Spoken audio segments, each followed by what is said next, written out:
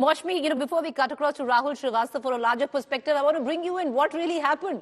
Because 11:55, Moshmi, you and I were standing outside Parliament and both of us received a message by the Congress handle saying this is the YouTube link. This is what you want to listen into if you want to, catch Rahul Gandhi speaking in Parliament. Most of the top leadership of the Congress was also clueless. Was it strategy, Moshmi, to do this? Was it pre-planned to do it, very subtly and stealth? Or was it just a last-minute maneuver coming in from Mr. Kharge's office suggesting that Rahul Gandhi should speak last?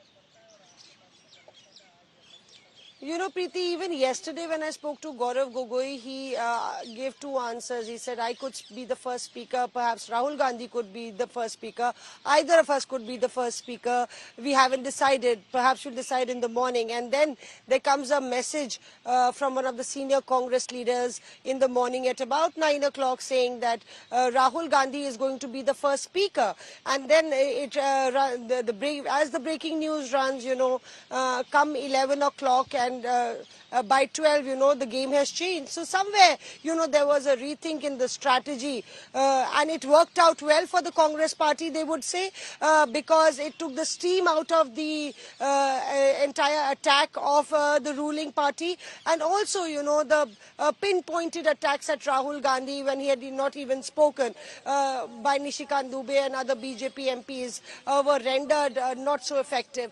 Importantly, when KC Venugopal actually walked out of gate number 1 with Rahul Gandhi, Rahul Gandhi didn't even answer whether he would speak tomorrow, and he kept his cards closed whether he would speak in the evening. So this is a part of a well thought out strategy,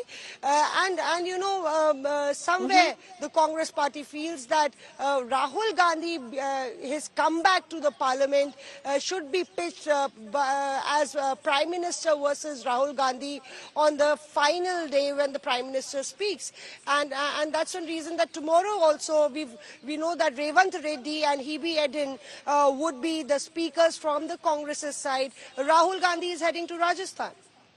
Well, it's very, very interesting, Moshmi. But, the list has been released of the opposition speaker, and one must think that there's some strategy in that as well. Because key speakers of the opposition in Lok Sabha are missing, Rahul. And I want to bring you in on this. There's no mention of Mahua Moitra. There's no mention of a Shashi Tharoor. Now, these are erudite speakers one would think would have spoken on the no confidence motion. Or do you think that could also change about?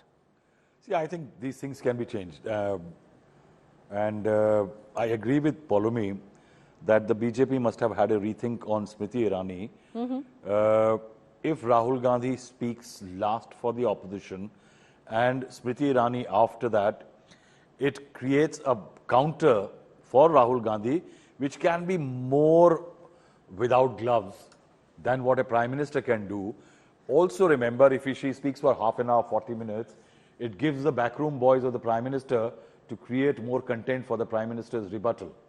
So it does happen like that. Is it possible? Because if Rahul Gandhi speaks last, yes, it's about 18 hours of debate, then the Prime Minister has to come and answer, which doesn't factor into the 18 hours. If he speaks last and there is, Smriti is exhausted, then Smriti Irani, then PM has to be speaking right after Rahul Gandhi. So it will seem like a direct one-to-one between Rahul Gandhi and Prime Minister Narendra Modi. But if you throw in Smriti Irani in between, definitely does create that. I think these are a lot of. I heard an interesting remark by Mr. Adhir Ranjan Chaudhary that it's a googly. Ye humne googly mara hai. Now, since we were there in the morning and we were discussing, you see, what is a googly without getting a wicket? It has to get a wicket if it is a googly. Now, there are two issues. One, the googly will misfire because eventually the government numbers are going to be around 360. Once you walk out of Parliament on an issue with 360, remember, as I said, a big gun is brought out, and if you don't kill somebody, then there is no point. Second, and the template. The second, I had a rethink on what we were discussing in the morning. I think the Congress made a mistake. To me, it made a mistake. Prime Minister will reply to what the debate would be.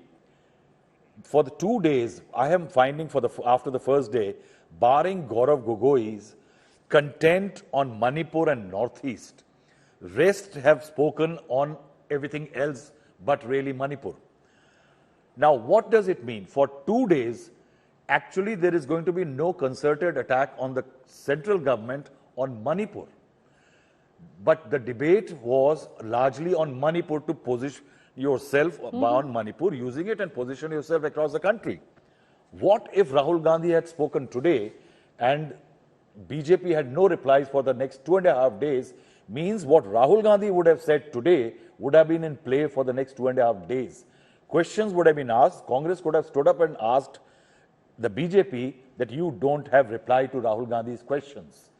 I think sometimes this grand positioning, I think the Congress missed a trick. I think Rahul Gandhi should have been the first to speak.